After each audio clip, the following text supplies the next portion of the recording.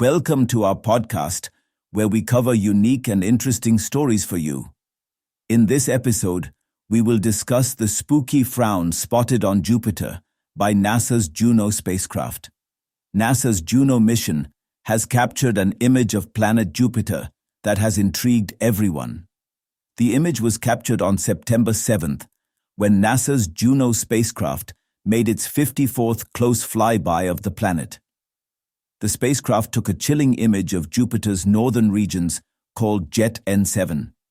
The eerie image featured huge turbulent clouds and storms, resembling a ghost face along the planet's terminator, which is the line that separates day from night on Jupiter.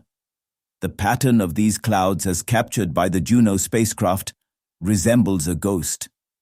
People are especially intrigued since Halloween is quite near. Images show what appears to be a face with two eyes, a nose, and a mouth. These images are also available to the public for further evaluation, said NASA.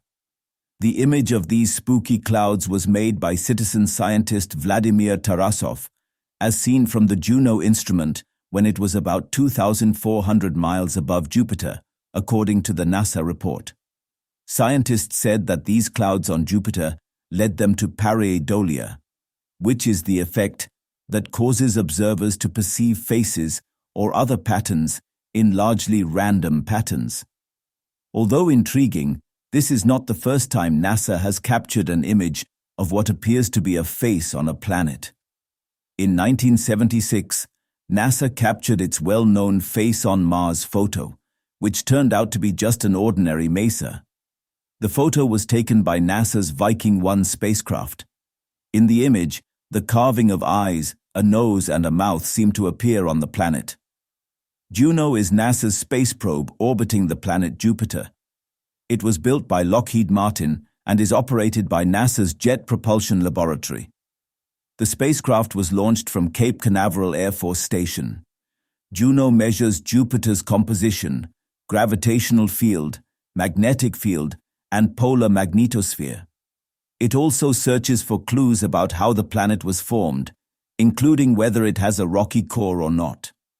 The extensive mission also looks for the amount of water present within the deep atmosphere, mass distribution, and its deep winds, which can speed up to 620 kilometers per hour.